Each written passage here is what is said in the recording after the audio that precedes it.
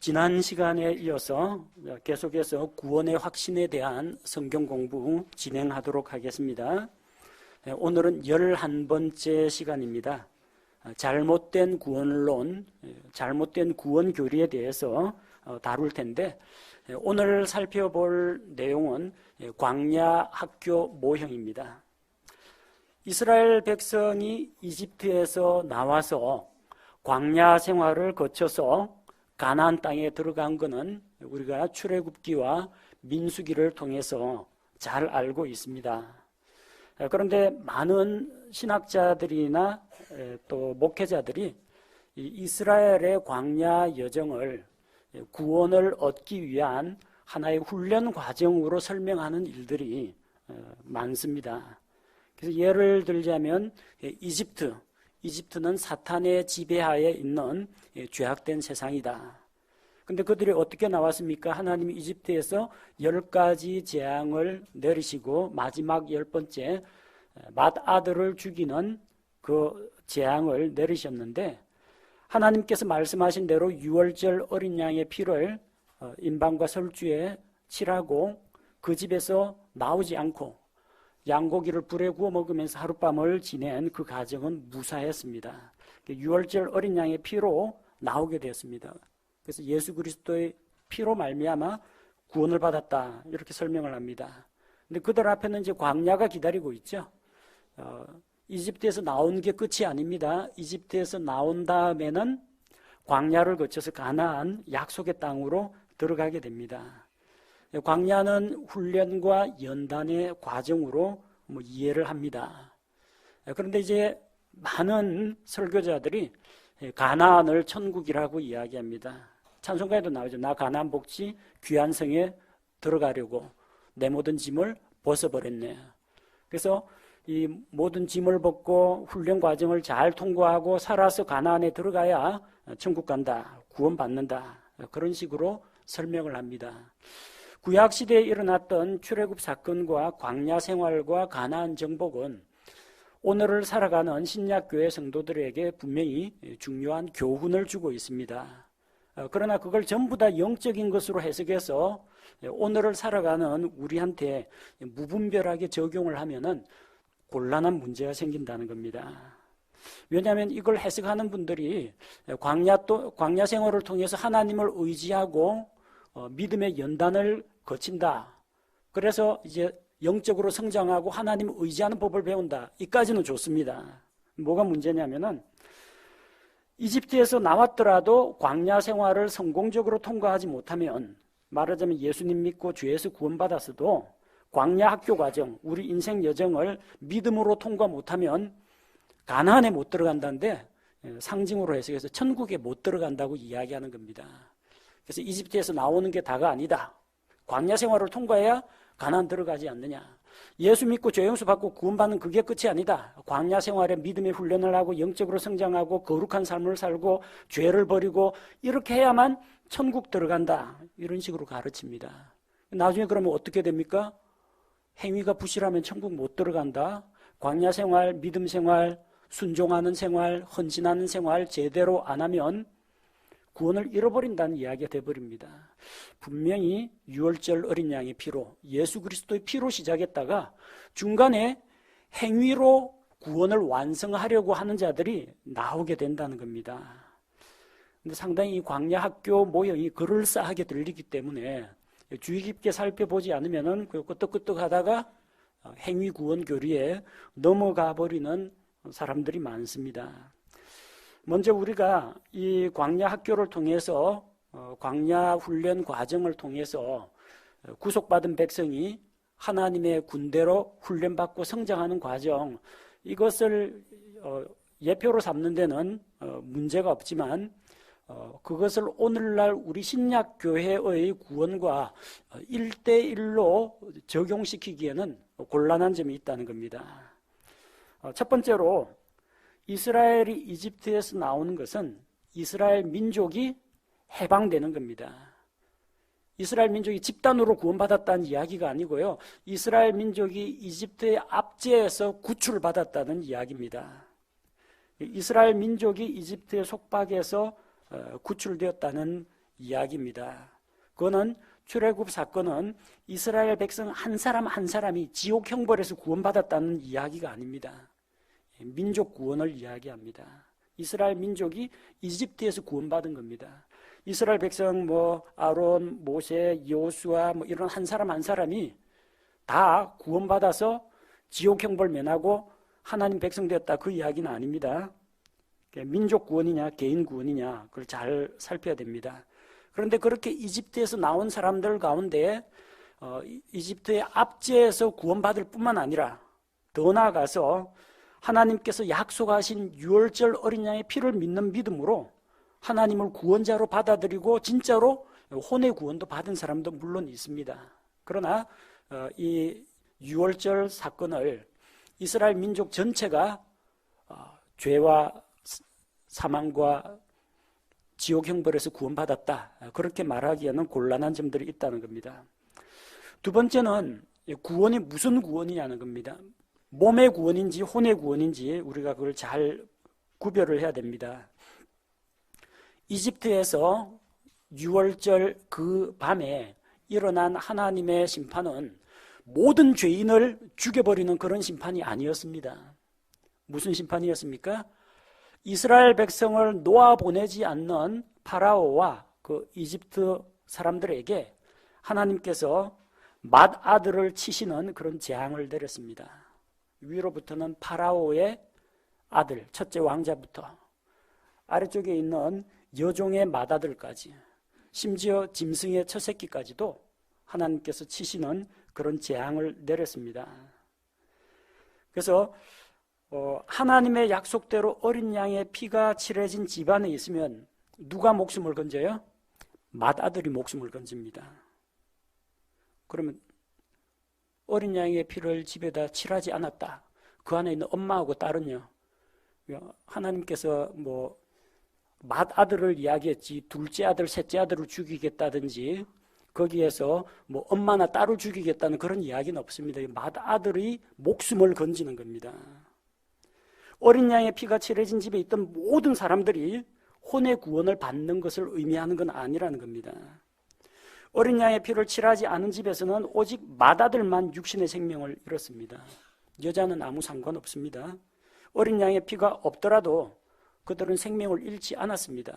그리고 이집트에서 나올 때 같이 딸려 나왔습니다. 즉 이집트에서 나온 자들이 모두 다 100% 혼의 구원을 받은 것은 아니라는 겁니다.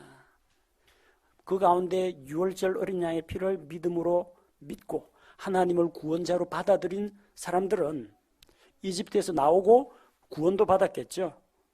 그러나 유월절 어린 양의 피가 없이도 이집트의 혼란을 틈타서 출애굽 대열에 끼어든 사람들이 있다는 겁니다. 집에 유월절 어린 양의 피 안 칠했습니다. 맏아들 죽었습니다. 맏아들을 제외한 나머지 식구는 다 무사합니다. 날이 밝았습니다. 이집트에서 이스라엘이 나간다니까 따라 나갔습니다. 그런 사람들도 섞여 있다는 겁니다. 또 그들 가운데에는 이스라엘 사람 말고 수다한 잡족들, 성경에 우리 킹제임스 성경에 섞인 무리가 있었습니다. 출애굽기 12장 38절에 섞인 무리와 양떼와 소떼와 심이 많은 가축도 그들과 함께 올라왔더라. 이 섞인 무리들이 나중에 광야에서 원망과 불평을 하니까 이스라엘 백성도 거기에 감염이 돼가지고 덩달아서 우리가 먹을 것이 없다, 고기를 먹게 하라, 원망과 불평을 하죠. 이런 믿음 없는 자들도 섞여서 나왔다는 겁니다. 그래서 우리가 출애굽 사건을 어린 양의 피로 하나님께서 자기 백성을 이끌어내셨다, 예수 그리스도의 피로 하나님께서 우리를 죄악된 세상에서 마귀 권세에서 구하셨다, 이렇게 상징적으로 해석을 하긴 합니다만 구분을 해야 될 건 이게 민족의 구원인지 혼의 구원인지, 몸의 개인의 구원인지 민족의 구원인지, 아니면 몸의 구원인지 혼이 지옥 형벌에서 구원받는 건지 이걸 잘 구별할 필요가 있다는 겁니다. 결론적으로 말씀드리자면 이집트에서 나왔다고 해서 다 혼의 구원을 받은 것은 아니라는 겁니다. 정치적으로 이집트의 속박과 압제에서 해방되었다는 이야기입니다. 그러니까 그들 가운데서 믿지 않는 자들이 섞여 있으니까 광야에서 원망하고 불평하다가 죽는 자들도 나온다는 겁니다. 자, 또 한 가지 우리가 혼동하지 말아야 할 것은 구약 시대와 신약 시대로 혼동하면 안 됩니다. 구약시대에도 믿음으로 구원받습니다. 신약시대에도 믿음으로 구원받습니다. 어느 시대든 하나님의 은혜와 우리의 믿음이 필요한 건 사실입니다. 그런데 구약시대와 신약시대의 차이가 뭐냐? 구약시대에는 믿는다는 게 입으로 신앙 고백하고 마음으로 믿기만 하면 안 되고 그 믿음을 행위로 입증을 해야 됐습니다. 그래서 정말로 자기가 하나님을 믿는다면 자기의 삶과 행동을 통해서 자기 믿음을 입증해야 되었습니다. 노아를 예로 들어볼게요. 하나님께서 홍수를 내려서 이 세상을 심판하신다. 예, 하나님 잘 압니다. 예, 뭐 비는 안 오지만 앞으로 그렇게 되겠죠. 제가 믿습니다. 그런데 노아의 방주를 예비하지 않는다. 이 믿음이 아니라는 겁니다. 정말로 홍수를 심판을 하실 것이고 하나님께서 노아와 함께 누구든지 하나님을 믿고 의지하는 자는 구원하신다는 걸 믿는다면 방주를 예비함으로써 내가 하나님의 홍수 심판을 믿습니다라는 것을 자기의 믿음을 입증을 해야 된다는 겁니다. 아브라함 역시 마찬가지입니다. 내가 너로 큰 민족을 이루게 하겠다. 내게 하늘의 별과 같이 많은 씨를 주겠다. 예, 뭐 그렇게 되면 좋겠습니다. 믿습니다. 근데 갈대우르에서는 안 나오냐? 근데 믿음으로 결단을 내리고 우상의 땅, 우상의 도시를 나와서 약속의 땅 가나안으로 가지 않는다면 그 믿는다는 게 다 가짜라는 겁니다. 행위로 의롭게 된 건 아닙니다. 하나님을 믿는 그의 믿음을 행위로 내가 믿습니다라는 것을 입증해 보였다는 겁니다. 구약시대에는 행위로 구원받는 건 아닙니다만 믿음이 있으면 그 믿음을 행위로 입증을 해야 됐습니다. 신약시대에는 그것과는 다릅니다. 오로지 믿음으로 구원받습니다. 십자가에 달려서 지금 숨이 막 넘어가는 강도도 주님을 부르면서 주님을 구원자로 받아들이고 자기가 죄인임을 시인하고 주여 주께서 주의 왕국으로 들어오실 때 나를 좀 기억해 주십시오. 신앙 고백한 사람은 아무런 착한 일도 안 하고 뭐 율법의 말씀이나 예수님 말씀에 순종하지도 않았지만 값없이 은혜로 믿음을 통해 구원을 받았습니다. 구약시대 구원하고 신약시대 구원을 혼동해서는 안 돼요. 구약시대에 이 믿음과 믿음에서 나온 행위가 필요하다고 했는데 그 믿음에서 나온 행위로 자기 믿음을 입증하면 하나님께서 의롭다고 인정하셨습니다. 행위가 완벽해야 된다는 이야기는 아닙니다. 뭐 구약시대 사람은 죄를 하나도 짓지 말아야 구원받는다. 율법을 다 지켜야 구원받는다. 그건 잘못된 생각입니다. 다윗은 구원받았어요? 못 받았어요? 구원받았습니다. 믿음의 대열에 들어갔습니다. 다윗은 어떻게 구원받았습니까? 로마서에 보니까 행한 것이 없어도 값없이 하나님께서 그 죄를 인정치 아니하실 사람은 복이 있다고 했습니다. 그도 은혜로 구원받았습니다. 하나님의 은혜로 믿음을 통해 구원받았고 자기의 믿음을 행위로 입증해 보였습니다. 그렇다고 그가 완전 무결했습니까? 그러진 않았죠. 인구조사하는 죄도 저질렀죠. 바세바와의 간음 사건도 있었죠. 죄를 지었습니다. 그럼 하나님의 은혜로 믿음을 통해서 다윗이 자기 신앙 고백을 하고 믿음을 입증해 보였는데 나중에 너 죄 지었으니까 지옥 가라 하고 하나님께서 구원을 취소하셨느냐? 그건 아니라는 겁니다. 구약시대에도 죄를 짓는 사람이 있었지만 믿음으로 하나님께 의롭다함을 받은 사람들은 하나님께서 희생 제물을 통해서 죄 용서 받을 수 있는 길을 열어주셨습니다. 그래서 이제 구약시대 광야 생활에서 하나님께 죄 짓고 죽은 그 사람을 신약시대에 우리에 빗대 가지고 예수님의 피로 구원받았는데 인생 여정 광야 생활하면서 죄 지으면 나중에 천국 못 들어간다. 이렇게 행위 구원으로 연결시켜서 가르치는 것은 잘못이라는 겁니다. 광야 생활을 통과하면 뭘 받습니까? 천국을 받습니까? 아닙니다. 가나안 땅을 받습니다. 광야 생활을 통과 못하면 어떻게 됩니까? 구원을 잃어버립니까? 아닙니다. 가나안의 축복을 잃어버립니다. 따라서 광야 생활을 통과하지 못했다는 것을 구원의 상실로 보는 것은 잘못이라는 겁니다. 하나님의 말씀대로 유월절 어린 양의 피를 믿고 그 피를 집에 칠해서 맏아들의 생명을 건진 그런 사람이 있습니다.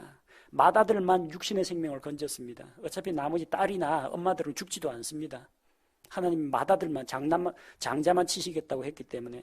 그런데도 이 하나님께서 보여주신 예표 어린 양의 피에 대한 그 믿음을 가지고 믿음으로 어린 양을 잡아서 믿음으로 어린 양의 피를 바르고 믿음으로 밤에 어린 양의 고기를 구워 먹으면서 그 밤을 보낸 사람들은 하나님 앞에 자기 믿음을 입증했습니다. 뭘로요?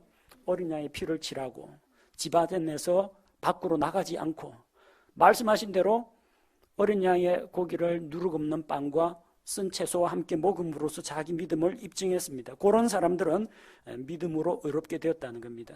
근데 이집트에서 나온 모든 사람이 다 그렇게 하지는 않았을 겁니다. 그 어린 양이 피고 자시고 자기는 필요 없다고 생각하는데 아버지가 나오지 마 해가지고 그냥 두들겨 잡아가지고 못 나오게 하고 그 어린 양의 아버지가 어린 양의 피를 칠해가지고 그 아들을 위해서 그 집안에서 못 나오게 하고 아들이 싫다는데 어린 양 고기 먹으라고 먹인 집도 있을 거 아닙니까?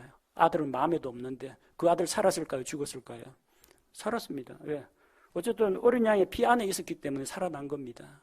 뭐 나중에 뭐 깨닫고 하나님을 믿은 그런 아들도 있겠고 뭐 이 이상한 제도나 풍습을 왜 했는지 모르겠다 하면서 투덜대면서 광야 생활하다가 죽은 아들도 있을 겁니다. 이집트에서는 무사히 나왔는데 광야 생활을 통과하지 못한 사람들이 분명히 있습니다.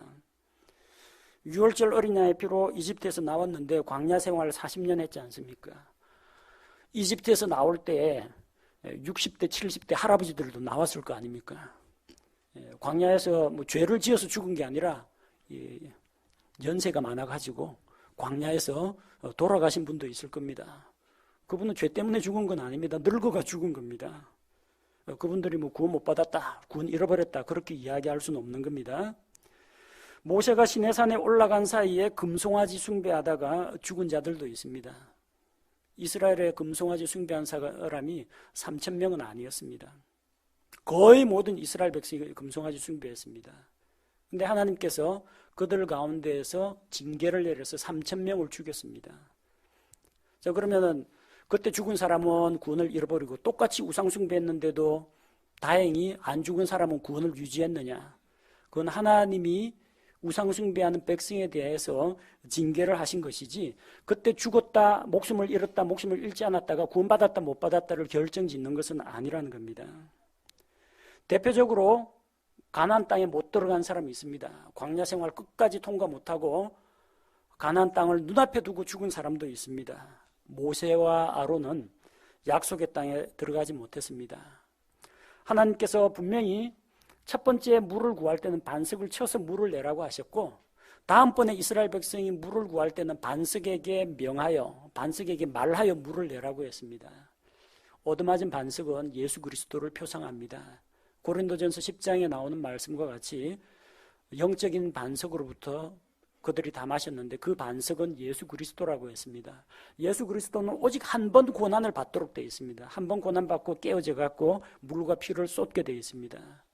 근데 두 번째, 그 다음부터는 반석에게 구하여 물을 내야 됩니다.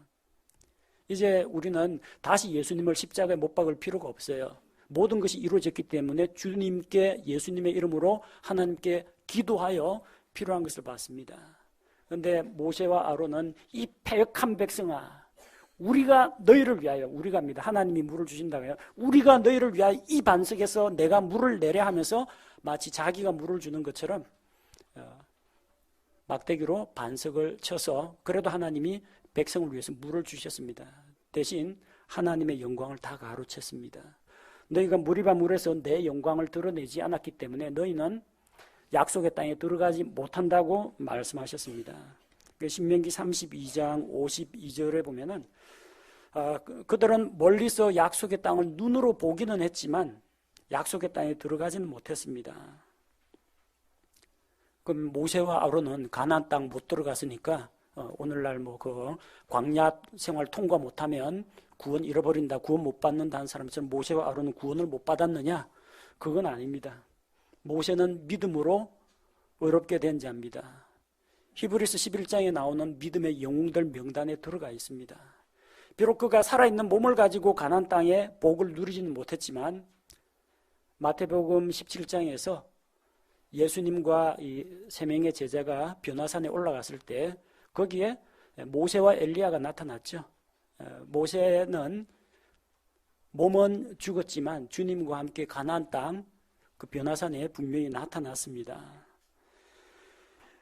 이집트에서 나온 자들이라고 해서 모두 다 지옥 형벌로부터 구원받았다 이야기할 수도 없고, 광야 생활에서 비록 가나안에 못 들어가고 광야 생활에서 쓰러져 죽었다고 할지라도 그런 사람들이 모두 다 구원 못 받았다, 그런 식으로 이야기할 수도 없는 겁니다. 그러니까 모형이나 예화는 그 모형과 예화로서 만족을 해야지, 그걸 가지고 전부 다 일반화시킨다든지 시대를 초월해가지고 적용을 한다든지 그럴 경우에는 문제가 있다는 겁니다. 광야는 믿음의 시험대가 됩니다. 그래서 불평, 원망 이런 죄를 통해서 하나님의 징계를 받은 자들이 있습니다. 하나님이 불뱀을 보내셨죠. 그들이 원망하고 불평하고 불뱀을 보내가지고 불뱀에 사람들이 물려서 죽습니다. 근데 하나님께서 구원의 길을 또 열어주셨죠. 장대에 놋뱀을 매달아 가지고 누구든지 뱀에 물린 자마다 놋뱀을 바라보면 살 것이다, 하나님이 말씀하셨습니다. 이 은혜로운 초청입니다. 죄 용서 받을 기회입니다. 하나님이 은혜로 어떤 그들의 선행이나 공로를 요구하지 않고 장대에 달린 놋뱀을 바라봐라, 그러면 살리라, 하나님께서 약속의 말씀을 주었습니다. 여기에 믿음이 필요합니다. 똑같이 원망하고 불평해가지고 지금 불뱀에게 물려서 죽어가는 사람이 하나님의 말씀을 믿고 놋뱀을 바라보는 순간에 살았습니다. 믿음으로 죄의 문제가, 하나님의 징계의 문제도 해결이 됐습니다. 그런데 똑같이 원망하고 불평하고 불뱀에게 물렸는데 하나님의 말씀을 무시하고 놋뱀 본다면 뭐가 달라지나 하면서 상처 치료하고 뱀 잡아 죽이고 하다가 죽은 사람도 있습니다. 그 믿음 없는 사람들입니다. 믿음 있는 사람은 구원받고 믿음 없는 사람은 결국은 구원 못 받는 겁니다. 그래서 이 가나안에 들어갔느냐 못 들어갔느냐가 구원을 판가름 짓는 것은 아니라는 겁니다. 불신자들 가운데 이집트에서는 나왔는데 뭐 어찌어찌 해가지고 진짜 어린 양의 피를 믿지도 않으면서도 따라 나온 사람도 있을 테고, 어린 양의 피를 칠하지 않아가 맏아들이 죽고 저기 아내하고 딸 데리고 나온 사람들, 둘째 아들 셋째 아들 데리고 나온 사람도 아마 있을 겁니다. 그런 사람들, 믿음이 없는 자들은 광야에서 또 불신앙의 모습을 또 보입니다. 민수기 11장 4절에 보면 그들 가운데 섞여 사는 무리가 탐욕에 빠짐에 이스라엘 자손도 더불어서 그들과 원망하다가 범죄를 했습니다. 히브리서 3장 18절 말씀해 보니까 또 그분께서 누구에게 맹세하사 그들이 자신의 안식에 들어오지 못하리라고 하셨느냐, 오직 믿지 아니한 자들이 아니냐. 믿는 자는 가나안 들어갔습니다. 믿지 않는 자들은 가나안 들어가지 못했습니다. 개역성경에는 히브리서 3장 18절이 누가 그분의 안식에 들어가지 못하리라고 했느냐, 순종치 아니하던 자들이 아니냐. 즉 순종치 않아서 광야에서 불순종하고 죽은 자들은 안식에 못 들어갔다 했는데, 중요한 것은 믿음이라는 겁니다. 믿으면 믿음의 행위가 나옵니다. 불신앙에서는 불순종이 나온다는 겁니다. 그래서 행위가 그들을 판가름하는 기준이 아니라 믿음이 판단하는 기준이라는 겁니다. 어떤 믿음요? 살아있는 믿음, 행위로 입증되는 믿음이 하나님 앞에 인정받는 길이라는 겁니다. 가나안은 천국이 아닙니다. 광야 생활 무사히 마쳤다, 가나안 들어갔다. 그럼 가나안 들어간 사람은 전부 다 혼의 구원을 받았느냐, 지옥 형벌에서 구원받았느냐? 아닙니다. 가나안 땅에 들어가가지고 패역한 반역한 백성들이 있지 않습니까? 하나님을 믿지 않고 우상을 섬기고 그 가운데서 멸망한 자들이 있습니다. 그들은 약속의 땅 가나안에 들어갔음에도 불구하고 구원받지 못했습니다. 가나안은 천국이 아닙니다. 가나안 땅에는 이교도들이 있습니다. 가나안 땅에는 우상이 있습니다. 온갖 더러운 죄가 가득합니다. 천국이 그런 곳입니까? 그렇지 않습니다. 또 천국에 들어간다면 영원한 안식을 누려야 됩니다. 근데 이스라엘 민족이 가나안에 들어가서 영원한 안식을 누렸습니까? 들어가자마자 전쟁을 했습니다. 여러분 죽어가 하늘나라 가면 거긴 전쟁 없습니다. 그들은 이교도들과 전쟁을 하면서 피 흘리며 싸워야 했습니다. 가나안 땅에 들어갔다고 다 혼의 구원을 받고 다 낙원에 들어간 것은 아니라는 겁니다. 그 땅에 들어가서 하나님의 말씀을 믿지 않고 그들의 믿지 않음으로 인해서 불순종한 자들은 결국은 죽었습니다. 그래서 이 광야 학교 모형이 좀 그럴싸하게 들리긴 합니다만 그걸 우리 신약교회 함부로 적용한다든지 가나안은 천국이다, 광야 생활 똑바로 살아야 구원받는다, 이런 식으로 이야기하는 것은 잘못이라는 겁니다. 나름대로 이 광야 학교 이론이라는 게 이런 주장을 한 그 신학자나 목회자도 나름대로 의도가 있을 겁니다. 성도들이 나태한 신앙생활 하지 말고 좀 거룩한 삶을 살고 주님을 위해서, 교회를 위해서 좀 희생하고 헌신하고 그런 삶을 살자고 아마 이런 광야 생활 잘하자 이런 식으로 주장을 한 것으로 보입니다. 근데 그까지는 옳은데 광야 생활 똑바로 못하면, 인생살이 똑바로 못하면 구원 잃어버린다, 그렇게 이야기하면은 그건 잘못된 구원관이라는 겁니다. 분명히 믿음으로 출발했는데 나중에 구원을 유지하기 위해서는 우리의 의로운 행위, 선한 행위, 전적인 순종과 헌신이 필요하다, 이러면 내 공로로 구원받는 겁니다. 만약 그런 식으로 구원받을 수 있다면 예수님이 십자가에서 죽으실 필요가 없죠. 우리의 의로운 행위로는 구원받지 못합니다. 오로지 하나님의 은혜, 오로지 믿음으로만 구원받을 수 있습니다. 그래서 우리한테 좀 바르게 적용하는 게 필요하겠습니다. 구약시대 이스라엘 민족은 광야 생활을 통해 훈련과 연단을 받아 가나안 땅에 들어갔습니다. 가나안 땅은 낙원도 천국도 아닙니다. 반면에 믿지 않는 자들은 광야에서 쓰러져 죽었고, 믿고 순종한 자들은 가나안에 들어가서 땅의 복을 누렸습니다. 하늘의 복을 누린 게 아닙니다. 영원한 생명을 누린 것도 아닙니다. 약속하신 땅을 상속받았다는 겁니다. 마찬가지로 환란기 때 이스라엘 민족은 다시 한번 광야 생활을 하게 됩니다. 적그리스도가 자기에게 경배하지 않는 유대인들을 다 잡아 죽이려고 합니다. 그들은 전부 모압 광야로 또 다른 여러 민족 가운데 흩어져 살면서 도망을 다닙니다. 그렇게 광야 생활을 통해서 훈련과 연단을 받아서 자기들이 십자가에 못 박아 죽인 예수 그리스도가 하나님의 아들이요 구원자라는 것을 인정하고 믿고 하나님께 돌아와야만 그들은 천년왕국에 들어갈 수 있게 됩니다.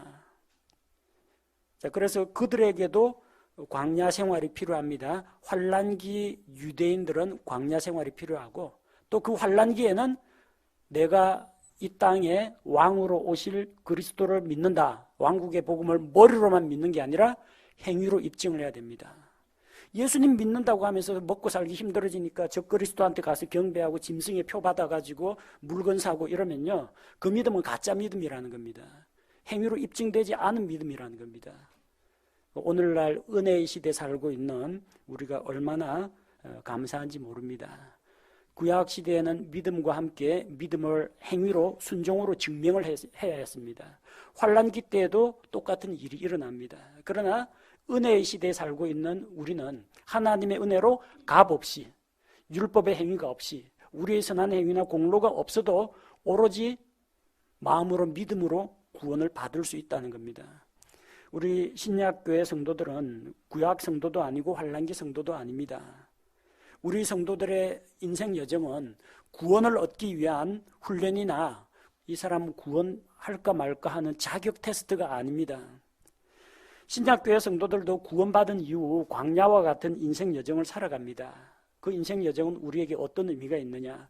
구원받기 위한 훈련 과정이 아니라 믿음으로 구원받은 우리가 주님을 의지하고 믿음으로 살아가는 그 삶의 여정입니다. 살아가면서 주님을 닮아가고 영적으로 성장하고 열매 맺는 생활을 하고 그리스도의 심판석에서 당당하게 하나님 앞에 자기의 삶에 대해서 회개 보고를 할 수 있도록 준비하는 과정이 광야 생활입니다. 구원은 당연히 예수 그리스도의 피를 믿는 믿음으로 받았고, 구원과 더불어 구원에 수반되는 것들, 축복과 보상과 상급과 칭찬, 이런 것들을 얻기 위해서 우리가 광야와 같은 인생 여정을 살아가는 거지, 구원받기 위해서 아둥바둥 하느라고 이 인생 여정을 사는 것은 아니라는 겁니다. 우리의 행위로는 하나님 앞에 인정받지 못합니다. 우리의 행위는 바르게 착하게 살면 좋긴 하지만 그것이 구원받는 데는 아무런 기여를 못합니다. 반대로 구원받은 이후에 구원받은 하나님의 자녀답게 열매 맺는 삶, 회개에 합당한 삶을 살기 위해서는 선행이나 이런 선한 간증들이 동반되어야 합니다. 행위로 구원받은 것이 아니라 하나님의 은혜로 선물로 구원받았기 때문에 비록 우리의 행실이 부족하다 하더라도 그것으로 인해서 우리의 구원이 취소되지는 않는다는 겁니다. 그래서 이 광야 학교 모형은 여러분이 그냥 구약시대에 있었던 그런 일들을 통해서 하나의 예표나 모형에 거쳐야지 그것을 우리의 구원관에다 직접적으로 대입할 때는 여러 가지 오류에 빠지게 됩니다. 대표적인 것이 행위로 구원을 유지하거나 행위로 구원을 완성하고자 하는 행위 구원 교리에 빠질 위험이 있다는 겁니다. 이것을 우리가 잘 기억하시고 이런 구원의 확신이 부족하거나 흔들리는 분들에게 확신을 도와줄 때 이 말씀들을 사용하시기 바랍니다.